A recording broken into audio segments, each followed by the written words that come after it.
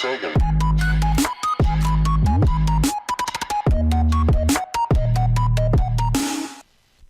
My name is Nathan, and this is a new show here called Shatterbox. We want to talk about things like news and politics. We want to talk about current topics, basically anything. It may be offensive, may contain strong language.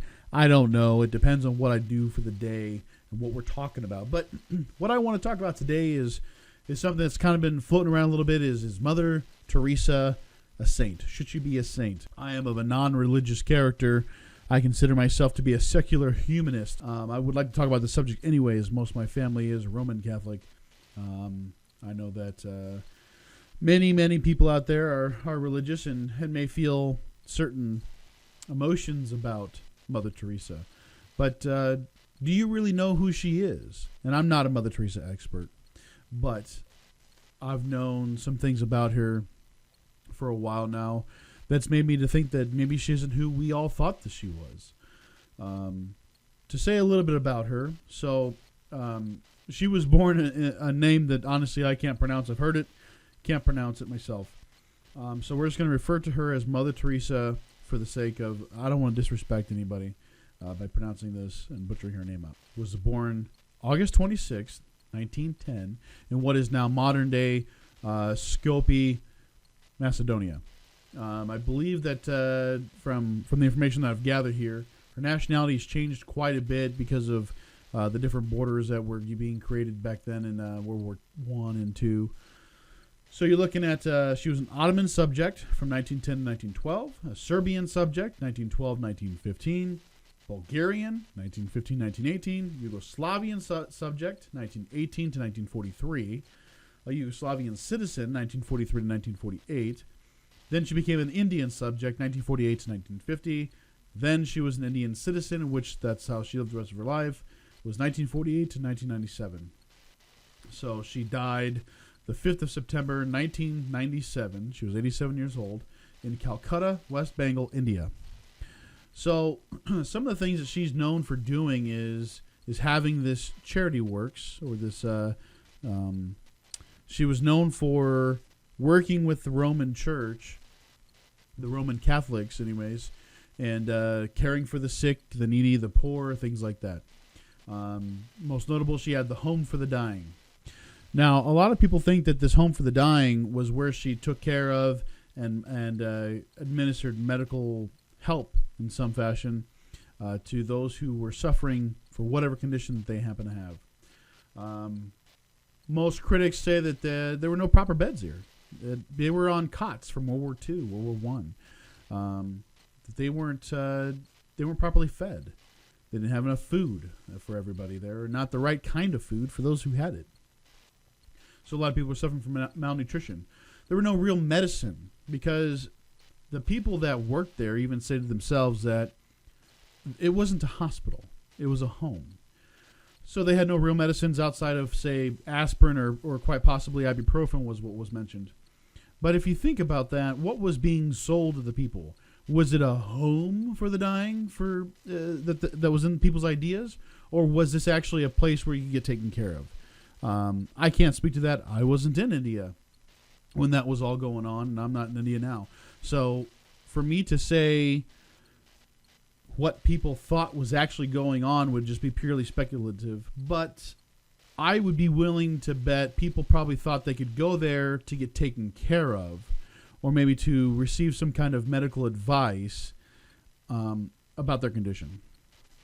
So really what you had is you had a place there that suffered from no real training. No one was trained for medical stuff. These were just what they felt like were good people. You know, they were just good people to go and help people ease their suffering somewhat. But, you know, that's where the other side of things come in, is that the idea of suffering brings you closer to God. The poor should accept their lot, is what Mother Teresa was once quoted saying. Personally, I don't buy into that. If your religious convictions makes you think that suffering brings you closer to God, then good for you. That's for you. But for me, if I'm in serious medical pain, if I'm suffering from terminal cancer or something like that, I would probably not want to suffer as much as those people suffered.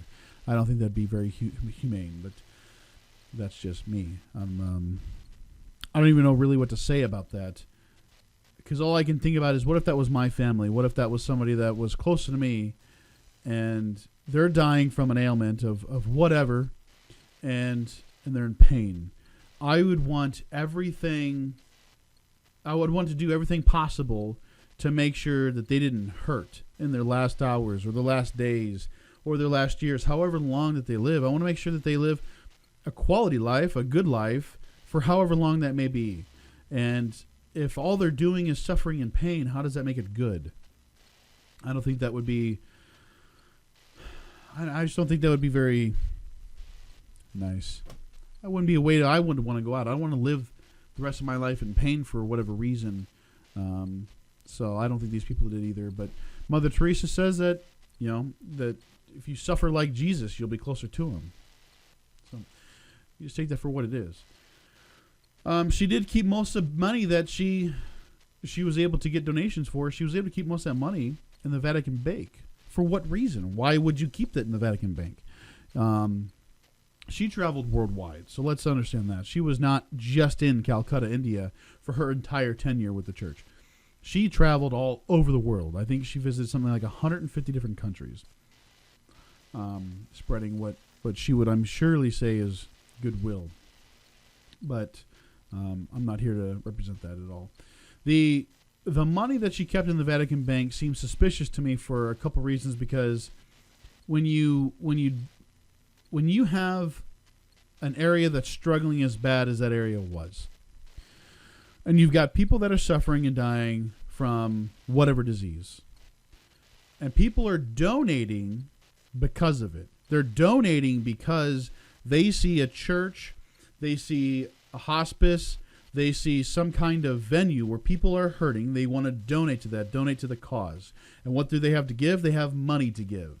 Now, some people don't actually have money. They're very, very poor, but they're giving the last nickels to these churches, to these organizations here that are to help people.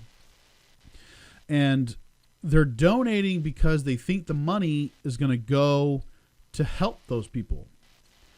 But what does Mother Teresa do with the money? Well, it goes elsewhere. And people are saying in her defense, like, well, that wasn't her mission. Her mission wasn't to just sit out in Calcutta and take care of the poor. Her mission wasn't to be in Calcutta and administer medical aid to the sick and dying. Her mission was to spread Christianity. Or whatever. Whatever her mission actually was. I don't know what her mission was. I really don't care, to be honest. So if you're donating to this organization and that money's not going to where you think it's going to, you'd be pretty upset. Like, let's say if you donated to cancer research for children because you saw a hospital taking care of kids, but instead they took that money and sent it over to a different department, a different not even organization, but if they sent that money to go to a different disease, you may feel slightly cheated, because that's not what you wanted to donate your money to. You wanted it to go to kids with cancer. So when you have instances like this where people are donating to Mother Teresa's organization to help the needy in India, but yet it goes to somewhere else, maybe it's still a good cause, even though most of the money didn't go to good things like humanitarian efforts.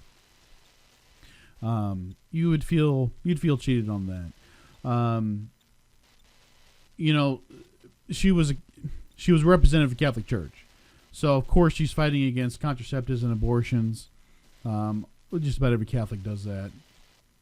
But these could have really turned around women in the environments that they were in. I mean, this could have really made a big impact in that community. They're having, you could argue, well, they shouldn't have. All your standard arguments apply. Yeah, they shouldn't have kids, or if they want contraceptives, they should go somewhere else, or whatever. But you know what? Scratch that whole argument. That's crap. She was accused of selling Indian children to Catholic families outside of India. I know for a fact there's at least one confirmed instance of that, where this kid was sold for 100,000 rupees in 1988. I'm sure a quick search could find out how much 100,000 rupees would be worth in terms of dollars today, but I haven't done that. But if you're selling humans, if you're selling people, children, today, you would be seen as a criminal of sorts, or you would definitely have a negative light shown on you. So why do we accept it for her? What are the circumstances?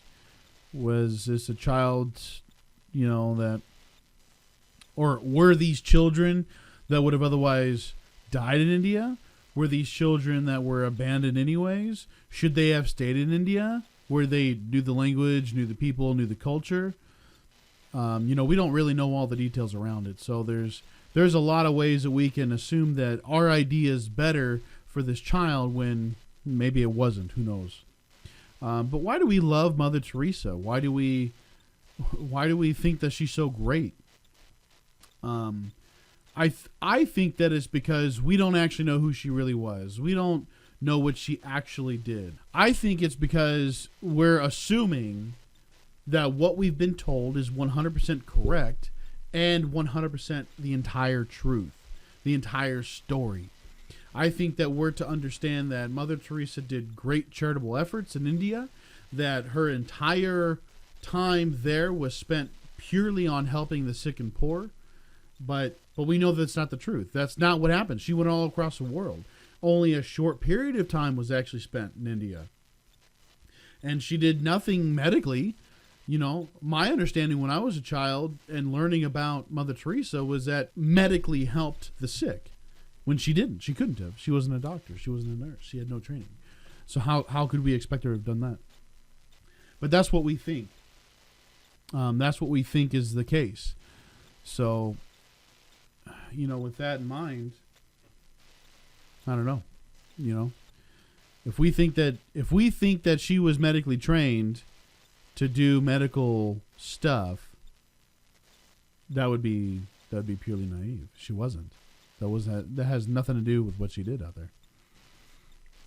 So we rely on sources, outside sources, to give us all of the information around the world. Not everyone can travel the world and see it firsthand. I can't.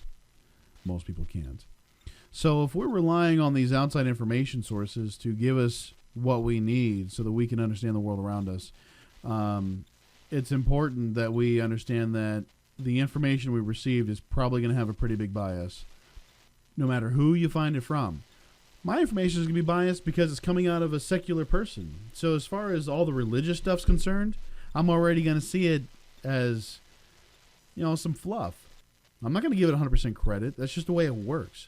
Whereas if I was let's say that I was a Roman Catholic, I would give a bias towards her because she was a rep of the Roman Catholic Church. I would also be biased towards the ideas of suffering as a way to get closer to God. So yeah, I would have biases that direction. So everything that you see out there is going to have a bias. It's important to get your information from all the different groups.